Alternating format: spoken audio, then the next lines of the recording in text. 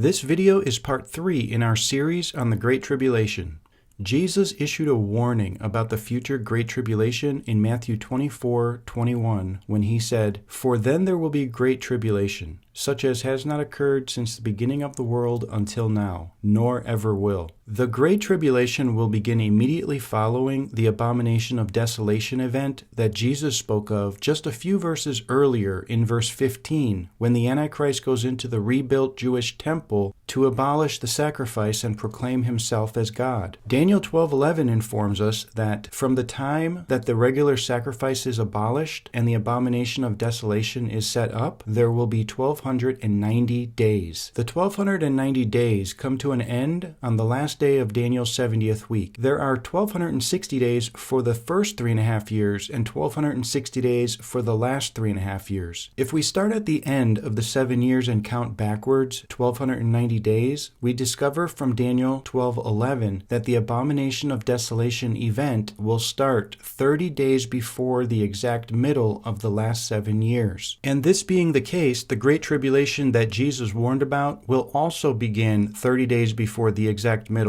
of the last 7 years. The sixth trumpet of Revelation 9 sounds at around this same time, and from the description it appears weapons of mass destruction will be used, resulting in the deaths of 1/3 of men. While there will be many people on earth who died during the short Great Tribulation, it will not last very long. In fact, Jesus said in Matthew 24:22 that it would be cut short, and that if it wasn't, no flesh would survive. It is Jesus himself who will put a stop to the short Great Tribulation just 30 days later in the exact middle of the last 7 years. He interrupts the Great Tribulation by appearing in the sky with power and great glory. How do we know this? We know this because a few verses later in Matthew 24, verses 29 and 31, Jesus said, "But immediately after the tribulation of those days, the sun will be darkened, and the moon shall not give its light, and the stars will fall from the sky, and then the Son of Man will appear in the sky." But how do we know the short Great Tribulation will last for only 30 days? Many like to teach that the Great Tribulation lasts for 3.5 years, or the entire last half of Daniel's 70th week. From the pre-tribulation rapture perspective, the rapture would have happened before the start of the last 7 years, so they're pretty much forced into thinking that this scene of the sun and moon being darkened and Jesus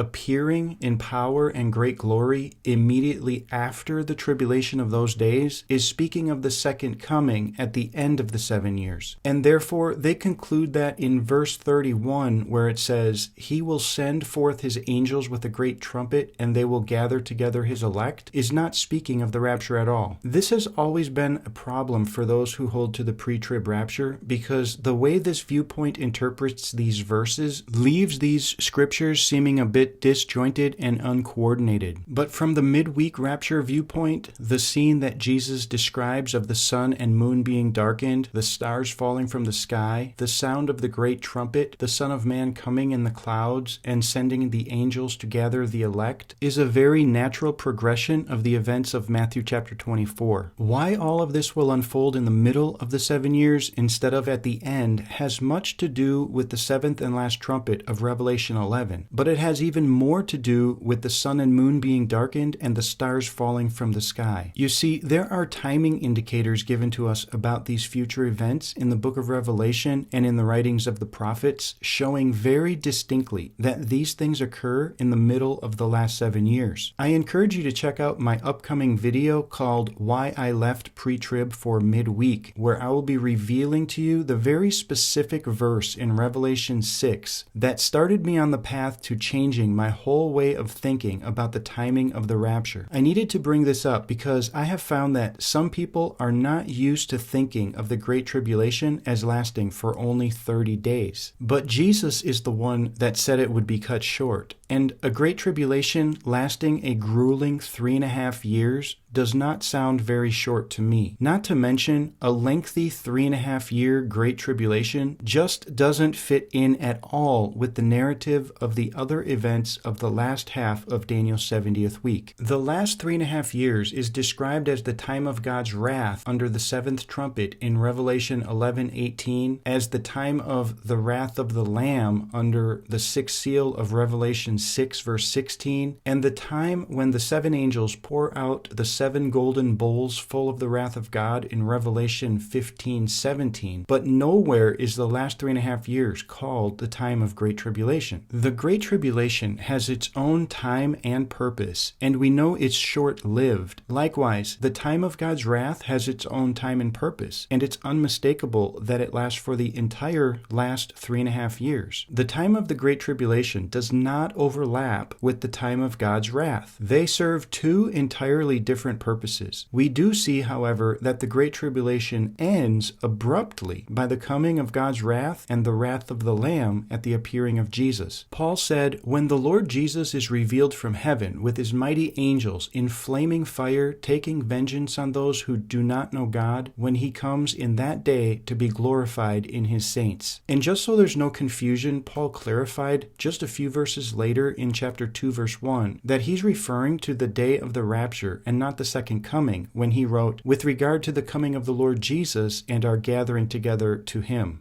During the 30 days of the short Great Tribulation, the Antichrist and his armies will be at war. And from the description that we read under the sixth trumpet in Revelation 9, we know the conflict will most likely lead to the use of weapons of mass destruction. One of the most powerful tools we have when studying the Bible is the use of cross-references. A cross-reference is simply another scripture somewhere else in the Bible that contains related content to the verse you're currently reading. An important cross-reference for the events that will bring to an end the short Great Tribulation is found in the book of Joel. I'll read a few verses from the second chapter and make some comments. It says in Joel 2:30-32, "I will display wonders in the sky and on the earth, blood, fire, and columns of smoke." The word for wonders here in Hebrew is mopheth and could have been translated as portents. In other words, I will display portents in the sky. A portent is an extreme indication that something extraordinary is about to happen. The blood, fire, and pillars of smoke in this verse is descriptive of the warfare of the short Great Tribulation, which happens right before the Lord returns in power and great glory. The pillars of smoke could likely be speaking of mushroom clouds that form when nuclear bombs are detonated. Joel goes on to say, "The sun shall be turned into darkness and the moon into blood before the great and terrible day of the Lord come." The darkening of the sun and moon here is the same as we saw in Matthew 24:29, where Jesus said, "But immediately after the tribulation of those days, the sun will be darkened and the moon will not give its light." More than likely, Jesus was recalling the words of the prophet Joel when he said this. And as you can imagine, the smoke and dust that fills the atmosphere as a result of this war are what will cause the sun and moon to appear darkened. If you notice, both Joel and Jesus said the sun will be darkened, but Jesus said the moon will not give its light, and Joel said the moon would be turned into blood. Both of their statements are true and basically saying the same thing. Apparently, from what little light will break through the dust and smoke in the atmosphere, the moon will appear to have the foreboding reddish hue, as we sometimes see with a lunar eclipse. While we are on this subject, the events under the opening of the sixth seal in Revelation 6 also occur in the exact middle of Daniel's 70th week, at the end of the short Great Tribulation. Revelation 6:12 says, "I looked when he broke the sixth seal, and there was a great earthquake, and the sun became black as sackcloth made of hair, and the whole moon became like blood." All three of these accounts are speaking of the same thing and the same events at the same point in time, right at the end of the short Great Tribulation, when the Lord appears in power and great glory. Just a side note, I mentioned earlier that it was the sixth seal that started me on the path to changing my whole way of thinking about the timing of the rapture. That's because one of the events listed under the sixth seal is itself a major timing indicator that tells us that this is absolutely, without any doubt whatsoever, opened in the exact middle of the last 7 years. I can't wait to tell you all about it in my upcoming video called "Why I Left Pre-Trib for or midweek. The prophet Joel goes on to say, "And it will come about that whoever calls on the name of the Lord will be delivered. For on Mount Zion and in Jerusalem there will be those who escape, as the Lord has said, even among the survivors whom the Lord calls." The ones who escape are referring to the elect remnant of Israel that will survive the short Great Tribulation and go on living during the last 3.5 years. These are Jews living in Israel that will recognize and accept Jesus as Messiah when he appears, but they will have also missed the rapture. Many multitudes of Gentiles around the world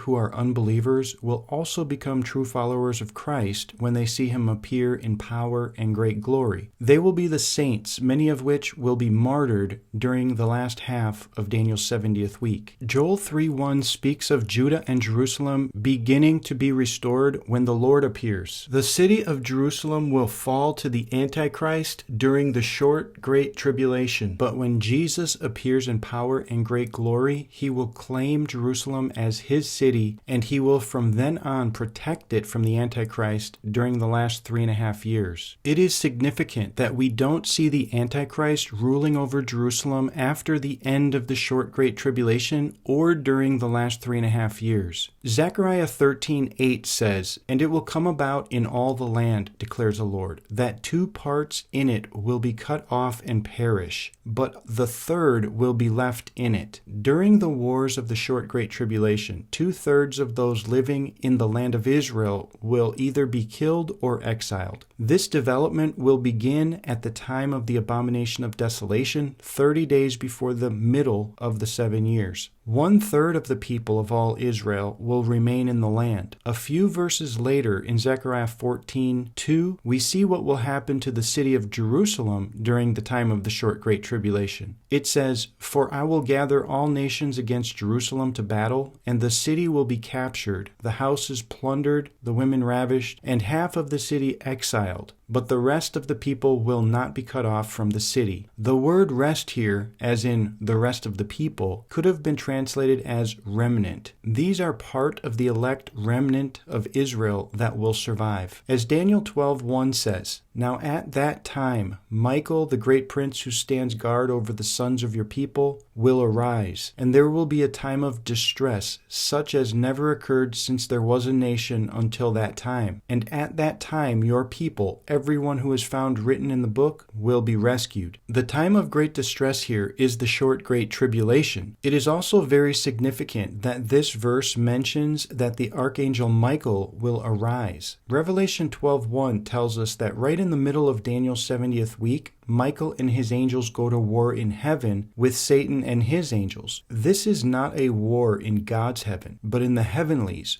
where Satan rules as the god of this world. Michael throws Satan down to the earth, removing him from his rule over this world. It is also very significant that at this same time in the middle of Daniel's 70th week, Jesus appears and begins to reign over the kingdoms of this world. This is the beginning of Christ's rule in the earth. The judgment of the nations will begin at this time also, and will culminate at the end of the last 7 years after the Battle of Armageddon. In the last video, The Great Tribulation Part 2, we looked at Daniel 11:38, which says that the Antichrist will honor a god of fortresses. We talked about how this means that he will make warfare his god. It goes on to say in verse 39, "And he will take action against the strongest of fortresses with the help of a foreign god, and he will give great honor to those who acknowledge him. He will cause them to rule over the many and will parcel out land for a price." That he will take action against the strongest of fortresses means he will make war with the mightiest armies of the world. It says he will do this with the help of a foreign god. Just speculating, but is it possible that he gets help from a certain portion of the people of the foreign god Allah, the god of Islam? We know that the Antichrist will eventually exalt himself against every god at the time he goes into the temple, at the time of the abomination of desolation, 30 days before the exact middle middle of Daniel's 70th week. But leading up to that, it seems as if he aligns himself with the people of a foreign god, and with their help he takes actions against the strongest armies of the world. Verse 39 continues to say, "He will give great honor to those who acknowledge him, and he will cause them to rule over the many, and will parcel out land for a price." It seems the Antichrist will have the means and power to negotiate with those that help his cause and align with him in his conquests. That he will parcel out land for a price might indicate his involvement with the negotiations of the land of Israel and the city of Jerusalem in particular, and this just might all be a part of the firm covenant that he makes at the beginning of the last 7 years, which we learned about in Daniel 9:27. Daniel 11:40 goes on to say, "And at the time of the end shall the king of the south push at him."